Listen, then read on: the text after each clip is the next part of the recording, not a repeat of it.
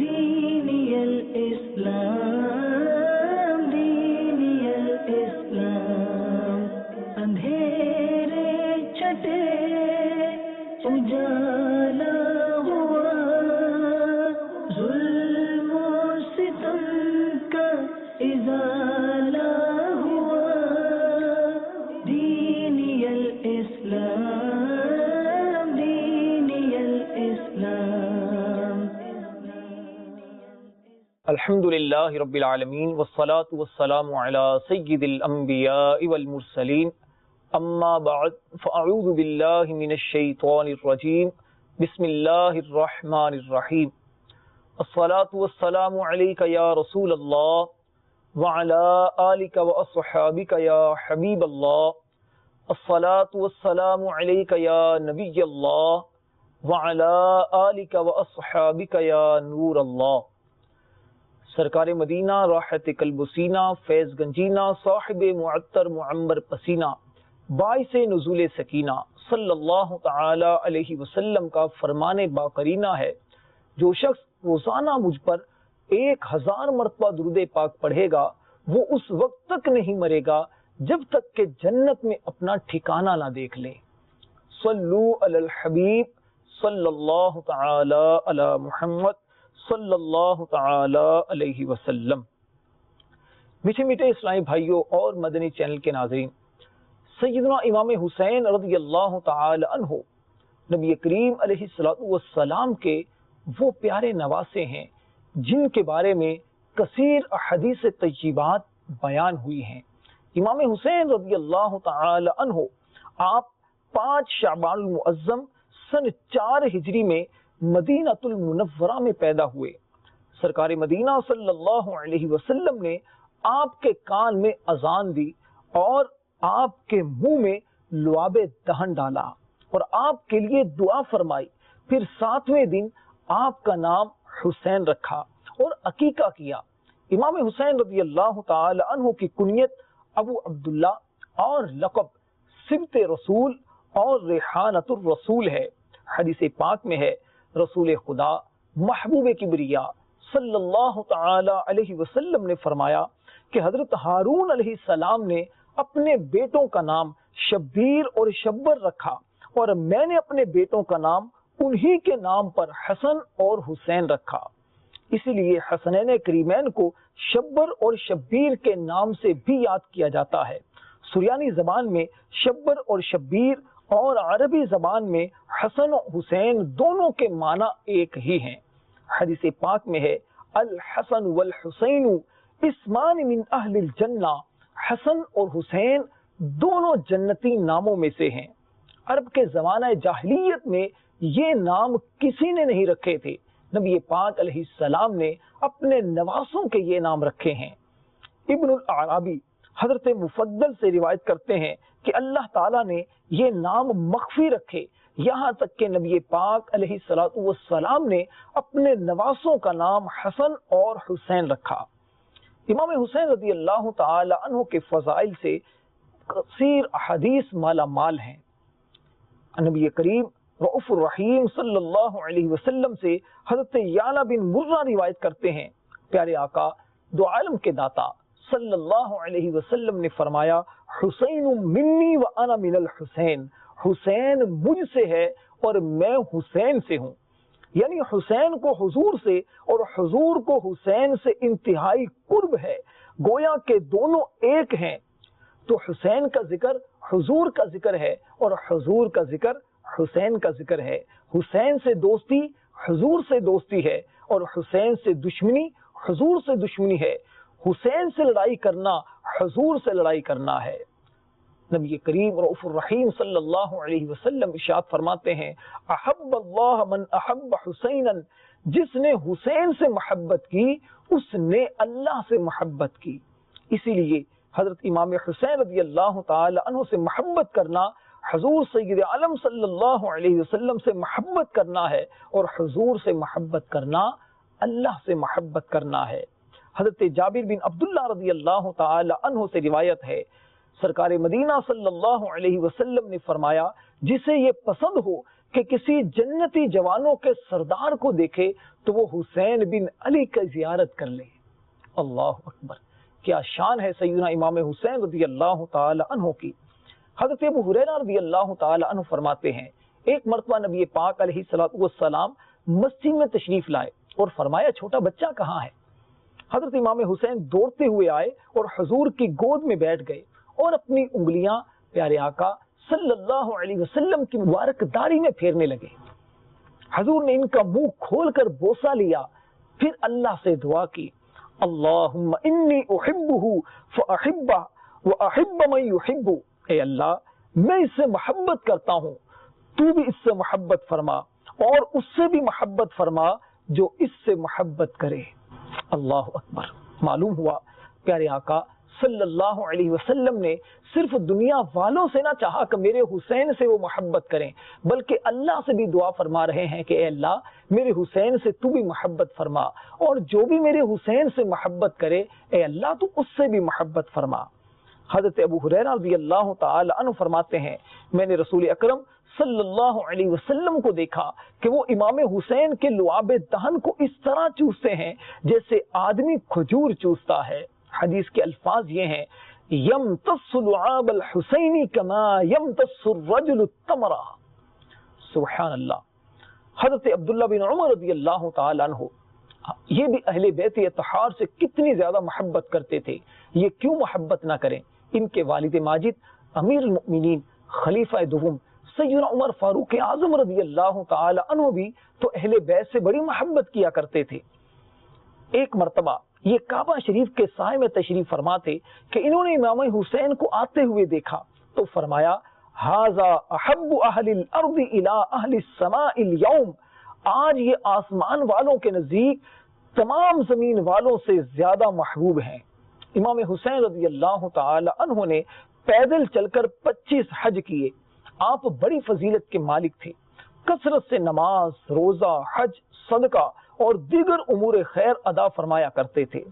امام حسین رضی اللہ تعالی عنہ کے یوں تو فضائل و مناقب بے شمار ہیں، یہ چند فضائل اس لیے بیان کیے ہیں کہ اب واقعہ کربلا ہم نے شروع کرنا ہے، وہ واقعہ جو امام حسین رضی اللہ تعالی عنہ نے آپ کربلا کے میدان میں گئے، آپ کے ساتھ کتنے اہل بیت اطہار کے افراد تھے، آپ کے شہزادے بھی ہیں، شہزادیاں بھی ہیں، آپ رضی اللہ تعالی عنہ کے بھانجے بھی ہیں، بھتیجے بھی ہیں۔ 3 دن تک کربلا کے میدان میں بھوک اور پیاس کے اندر رہ کر آپ نے جس طرح دین اسلام کو بلندی بخشی ہے، یہ آپ ہی کا یقیناً کارنامہ ہے۔ سیدنا امام حسین رضی اللہ تعالی عنہ آپ کی پیدائش کے ساتھ ہی آپ کی شہادت کی خبر بھی عام ہو گئی تھی۔ جی ہاں، سید الشہداء امام علی مقام سیدنا امام حسین رضی اللہ تعالی عنہ کے شہادت کی خبر آپ کی ولادت کے ساتھ ہی عام ہو گئی تھی۔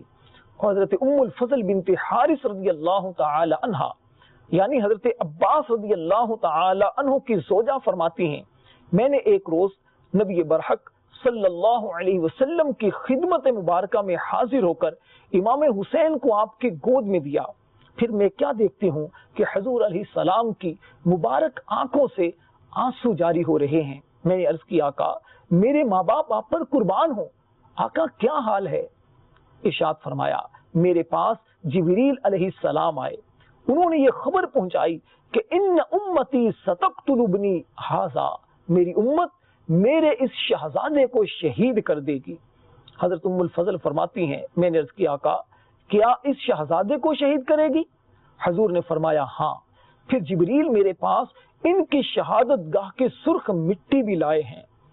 ابن سعد اور طبرانی حضرت عائشہ صدیقہ سے روایت کرتے ہیں، انہوں نے کہا کہ حضور علیہ السلام نے فرمایا کہ جبریل علیہ السلام نے مجھے خبر دی ہے میرا بیٹا حسین میرے بعد عرض طف میں قتل کیا جائے گا، اور جبریل میرے پاس وہاں کی یہ مٹی بھی لائے اور مجھ سے کہا کہ یہ حسین کی خوابگاہ یعنی مقتل کی مٹی ہے۔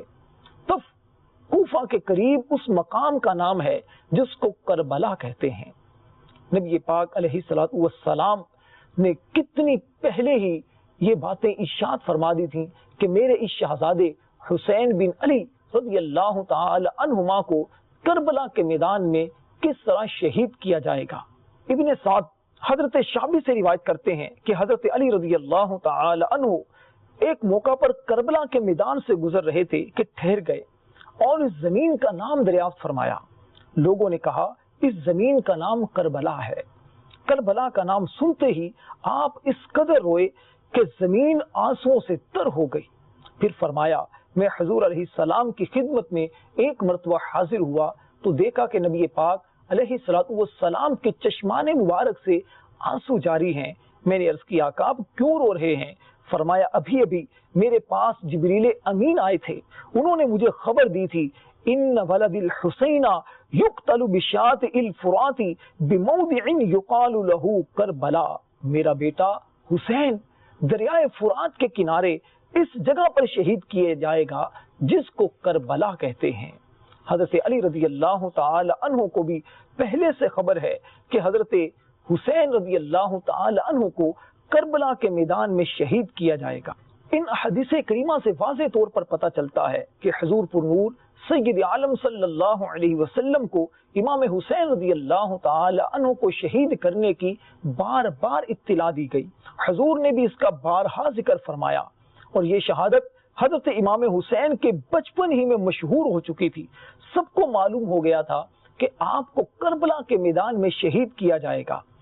سب اس کو جانتے تھے، پہچانتے تھے، انہیں خوب معلوم تھا کہ شہدائے کربلا کے اونٹ کہاں باندھے جائیں گے، ان کا سامان کہاں رکھا جائے گا اور ان کے خون کہاں بہیں گے۔ لیکن نبی پاک علیہ السلام اللہ کے ایسے محبوب کہ جن کی رضا جوئی فرمانا، اللہ تبارک و تعالی ان کے بارے میں قرآن میں فرماتا ہے وَلَسَوْفَ يُعْطِيكَ رَبُّكَ فَتَرْضَى، ارے جو درختوں کو اشارہ کریں تو درخت آپ کی بارگاہ میں حاضر ہو جائیں۔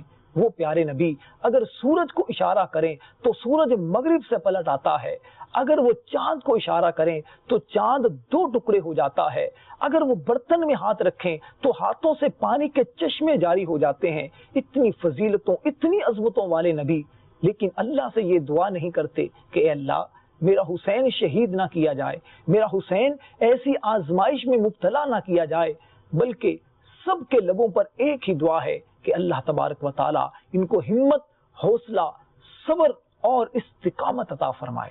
اللہ تبارک و تعالی کی حضرت امام حسین رضی اللہ تعالی عنہ پر کروڑ ہا کروڑ رحمتوں کا نزول ہو۔ میرے میٹھے میٹھے اسلامی بھائیوں، سیدنا امام حسین رضی اللہ تعالی عنہ سن 60 ہجری میں آپ رضی اللہ تعالی عنہ جبکہ مکہ پاک میں تھے، کوفیوں کی طرف سے، اہل کوفہ کی طرف سے آپ کو سینکڑوں خطوط روانہ کیے گئے کہ امیر معاویہ کا انتقال ہو چکا ہے، آپ آئیے ہمارے امام بنیے، ہم آپ کے ہاتھ پر بیعت کریں گے۔ امام حسین رضی اللہ تعالی عنہ آپ ان کو بار بار منع کرتے رہے، لیکن جب ان کی طرف سے اصرار بہت زیادہ بڑھا تو پھر امام حسین رضی اللہ تعالی عنہ نے اپنے چچا زاد بھائی مسلم بن عقیل رضی اللہ تعالی عنہ کو پہلے کوفہ کی طرف روانہ کیا۔ کوفہ یہ وہ شہر ہے جس کی بنیاد سن 14 ہجری یا 16 ہجری تک جب قادسیہ وغیرہ میں مسلمانوں کی فتوحات کا سلسلہ شروع ہوا تو مسلمانوں کی فوج نے عراق میں سکونت اختیار کی۔ جب ان کو مدائن کی آب و ہوا راس نہ آئی تو صحابی رسول حضرت سعد بن ابی وقاص رضی اللہ تعالی عنہ کے حکم سے یہ جگہ تلاش کی گئی اور مسلمانوں کے لیے مکانات کی تعمیر ہوئی۔ پھر آپ سن 17 ہجری میں اپنی فوج کے ساتھ مدائن سے منتقل ہو کر یہاں پر رہنے لگے۔ اس طرح کوفہ شہر وجود میں آیا۔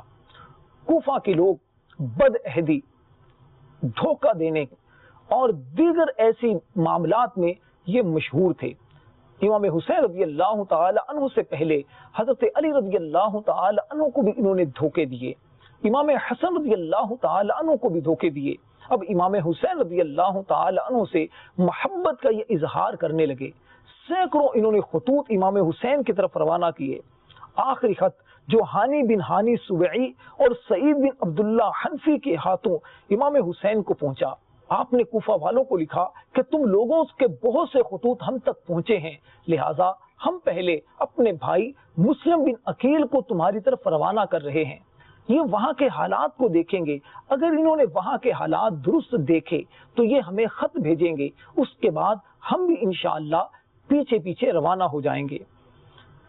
امام مسلم رضی اللہ تعالی عنہ آپ جب کوفہ جانے لگے تو آپ کے دو شہزادے، ننھے شہزادے حضرت محمد اور ابراہیم، جو بہت کم عمر تھے، اپنے والد ماجد سے بڑی محبت کرتے تھے، یہ بھی ضد کرنے لگے اور سفر میں اپنے والد مہربان کے ساتھ جانا چاہتے تھے۔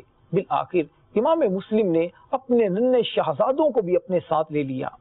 حضرت امام مسلم نے کوفہ پہنچ کر مختار بن عبید کے مکان پر قیام کیا۔ اس طرح لوگ آپ کے گرد آنے لگے۔ ایک ہی ہفتے کے اندر 12,000 کوفیوں نے امام مسلم کے ہاتھ پر امام حسین رضی اللہ تعالی عنہ کی بیعت کی۔ جب امام مسلم کو وہاں کے حالات سازگار نظر آئے، لوگوں کی اتنی محبتیں دیکھی، تو امام مسلم رضی اللہ تعالی عنہ نے ایک خط امام حسین کی طرف روانہ کر دیا کہ یہاں کے لوگ آپ سے بڑی محبت کرتے ہیں، آپ جلدی جلدی کوفہ میں آ جائیے۔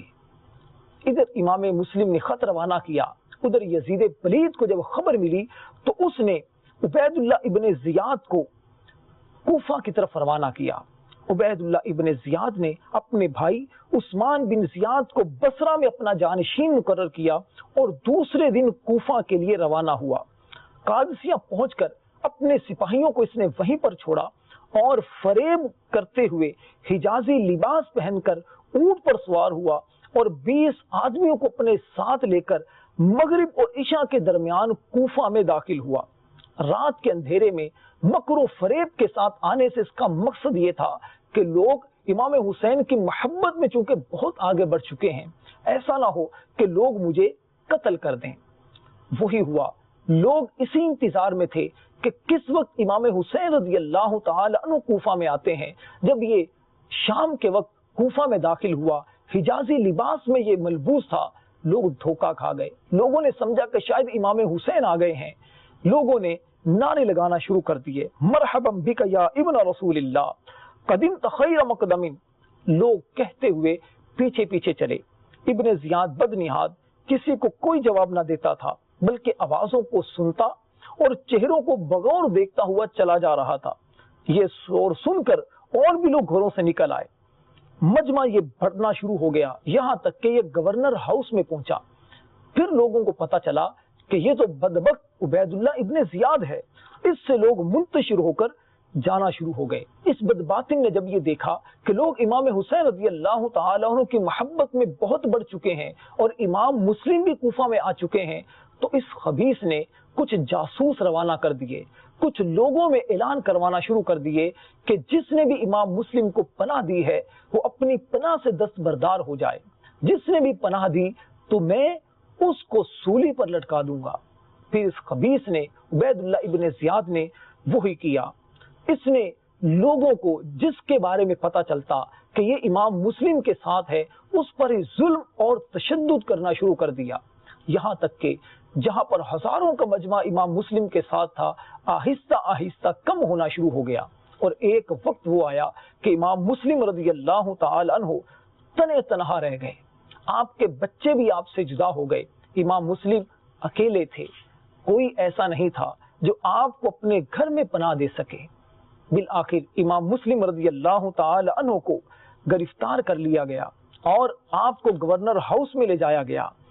حضرت امام مسلم رضی اللہ تعالی عنہ جب گورنر ہاؤس کے دروازے پر پہنچے تو وہاں بہت سے لوگ اندر جانے کی اجازت کے انتظار میں موجود تھے۔ ایک گھڑا ٹھنڈے پانی سے بھرا ہوا قریب رکھا ہوا تھا، آپ بہت پیاسے تھے اور فرمایا مجھے تھوڑا سا پانی پلا دو۔ مسلم بن عمر باہلی خبیث نے کہا کہ اس میں سے ایک بوند بھی نہیں ملے گی، مگر عمارہ بن عقبہ نے اپنے غلام سے کہا کہ مسلم کو پانی پلا دے۔ جب وہ کٹورے میں پانی بھر کر لایا، آپ نے اسے پینا چاہا تو آپ کے خون سے وہ پیالہ بھر گیا۔ آپ نے کہا کہ شاید ہماری قسمت سے اب پانی ختم ہو چکا ہے۔ اتنی دیر میں ابن زیاد کا آدمی لینے کے لیے آپ کو باہر آ گیا۔ چنانچہ عبید اللہ ابن زیاد کے اس آدمی کے ساتھ آپ ابن زیاد کے پاس گئے۔ حسب دستور آپ نے اسے سلام نہیں کیا۔ ایک سپاہی نے کہا کہ تم نے امیر کو سلام نہیں کیا۔ آپ نے فرمایا اگر امیر مجھ کو قتل کرنا چاہتا ہے تو میرا سلام نہیں، اور اگر قتل کرنے کا ارادہ نہیں ہے تو پھر اس کو بہت سے سلام ہوں گے۔ ابن زیاد نے کہا اب تم نہیں بچ سکتے، قتل کر دیے جاؤ گے۔ آپ نے فرمایا واقعی؟ اس نے کہا ہاں۔ فرمایا اچھا مجھے اتنا موقع دے دو کہ میں کچھ وصیت کر دوں۔ کہا ہاں وصیت کر دو۔ امام مسلم نے لوگوں پر نگاہ ڈالی تو ان میں ابن سعد نظر آیا۔ آپ نے اس سے فرمایا کہ تم قریش کے خاندان کے آدمی ہو، میں تم سے کچھ راز کی باتیں کرنا چاہتا ہوں، انہیں تنہائی میں سن لو۔ حکومت کا چاپلوس سننے کے لیے تیار نہ ہوا۔ ابن زیاد نے کہا سننے میں کیا حرج ہے؟ ابن سعد اٹھا اور امام مسلم کے ساتھ تھوڑی دور جا کر ایسی جگہ بیٹھا جہاں سے ابن زیاد کا بھی سامنا تھا۔ آپ نے اس سے فرمایا ایک بات یہ کہنی ہے کہ میں نے کوفہ میں فلاں شخص سے 700 درہم قرضہ لیا ہے، تم اسے ادا کر دینا۔ دوسری بات یہ ہے کہ قتل کے بعد میری لاش کو دفن کر دینا۔ تیسرے امام حسین کے پاس کسی کو بھیج کر میرے واقعے کی اطلاع کر دینا تاکہ وہ واپس چلے جائیں۔ ابن سعد خبیث نے یہ ساری باتیں عبید اللہ ابن زیاد کو بتا دی، کوئی بات بھی راز کی نہ رہنے دی۔ عبید اللہ ابن زیاد نے کہا کہ قرض کے بارے میں تمہیں اختیار ہے اور لاش کو بھی دفن کر دینا، لیکن امام حسین کے متعلق یہ ہے اگر وہ ہماری طرف نہیں آئیں گے تو ہمیں ان سے کوئی مطلب نہیں، اور اگر آئیں گے تو ہم انہیں بھی نہیں چھوڑیں گے، اور لاش کے بارے میں ہم تمہاری بات نہیں سنیں گے۔ جس شخص نے ہماری مخالفت کی اور لوگوں میں اس قدر انتشار پیدا کیا اس کی لاش کسی رعایت کے مستحق نہیں۔ اور ایک روایت میں یہ ہے کہ اس نے کہا کہ قتل کے بعد ہمیں اس کی لاش سے کوئی سروکار نہیں۔ چنانچہ اس کے بعد حضرت مسلم اور ابن زیاد میں جو گفتگو ہوئی وہ خاص طور پر توجہ کے قابل ہے، اس لیے کہ اس سے حضرت مسلم اور ان کو بھیجنے والے امام حسین کے موقف کی پوری وضاحت ہو جاتی ہے، اور صاف طور پر ظاہر ہو جاتا ہے کہ ان پر جو بغاوت کا الزام لگایا جا رہا ہے یہ سراسر باطل اور غلط ہے۔ وصیت کے متعلق ابن سعد کو جواب دینے کے بعد ابن زیاد نے حضرت مسلم سے کہا ابن عقیل سب لوگ یہاں متحد ہو کر رہتے تھے، سب یک زبان تھے، تم یہاں اس لیے آئے تاکہ لوگوں کو پریشان کرو، اس میں تفرقہ ڈالو اور آپس میں فساد کراؤ۔ آپ نے فرمایا نہیں، ہرگز نہیں، میں اس لیے نہیں آیا تھا، بلکہ کوفہ کے لوگوں نے بتایا کہ تیرے باپ نے یہاں کے نیک لوگوں کو قتل کیا، ان کا خون بہایا اور اسلام کا طریقہ چھوڑ کر ان کے ساتھ کیسر و کسرا کی طرح پیش آیا، تو ہم اس لیے آئے کہ ان کے غلط عادات و اطوار کی اصلاح کریں، ان کو عدل و انصاف اور تعلیمات قرآن کی دعوت دیں۔ ابن زیاد خبیث نے کہا او بدکار، تو اور تیرا یہ دعویٰ، جب تم مدینہ میں شراب پیا کرتا تھا تب تجھے عدل و انصاف اور تعلیمات قرآن کا خیال نہ آیا؟ امام مسلم نے فرمایا میں شراب پیتا تھا؟ خدا کی قسم خدا خوب جانتا ہے کہ تو جھوٹا ہے، تو بھی جانتا ہے کہ وہ جھوٹ بول رہا ہے۔ شراب تو وہ پیے گا جو بے گناہ مسلمانوں کا خون پیا کرتا ہے۔ خدا تعالیٰ نے جس کا قتل حرام کیا اسے قتل کیا ہے، اور جس نے کوئی خون نہیں بہایا اس کا خون بہاتا ہے۔ بغض و حسد اور بدگمانی کی وجہ سے خون ریزی کرتا ہے، پھر اس طرح بھول جاتا ہے گویا کچھ بھی نہیں کیا۔ ابن زیاد نے کہا خدا مجھے مارے اگر میں تجھے اس طرح نہ قتل کروں کہ اسلام میں آج تک کوئی اس طرح قتل نہ ہوا ہو۔ آپ نے فرمایا بے شک اسلام میں جو ظلم آج تک نہ ہوا ہو اس کے ایجاد کا تجھ سے زیادہ کوئی مستحق نہیں۔ ان باتوں کو سن کر ظالم ابن زیاد جھلا اٹھا اور آپ کے والد حضرت عقیل، حضرت علی اور حضرت امام حسین کو گالیاں دینے لگا۔ آپ بالکل خاموش ہو گئے۔ اب ظالم ابن زیاد نے حکم دیا کہ اسے چھت پر لے جا کر اور بری طرح قتل کرنے کے بعد سر کو دھڑ کے ساتھ نیچے گرا دو۔ چنانچہ اسی طرح امام مسلم رضی اللہ تعالی عنہ کو محل کی چھت پر لے جایا گیا، وہاں سے آپ کو زمین پر پھینک کر شہید کر دیا گیا۔ انا للہ و انا الیہ راجعون۔ آپ کی شہادت کے بعد آپ کے دونوں ننھے شہزادے، ان دونوں کو بھی تلاش کیا جانے لگا۔ بالآخر ان دونوں کو بھی تلاش کر کے بالآخر ان ننھے پھولوں کو فرات کے کنارے شہید کر دیا گیا۔ اللہ تبارک و تعالیٰ کی ان پر کروڑ کروڑ رحمتوں کا نزول ہو اور ان کے صدقے ہم گناہ گاروں کی مغفرت ہو۔ امام حسین رضی اللہ تعالی عنہ کو چونکہ امام مسلم کا خط مل چکا تھا، آپ نے کوفہ جانے کے لیے تیاریاں کرنا شروع کر دی تھیں، اور بالآخر ایک وقت وہ آیا جب امام حسین رضی اللہ تعالی عنہ اپنے گھر والوں کو ساتھ لے کر آپ کوفہ کی طرف روانہ ہو گئے۔ انشاءاللہ اس سے آگے کا حصہ اگلے انشاءاللہ سلسلے میں بیان کریں گے۔ اللہ تبارک و تعالی ہمیں عمل کی توفیق عطا فرمائے، آمین بجاہ النبی الامین صلی اللہ علیہ وسلم۔ دینی الاسلام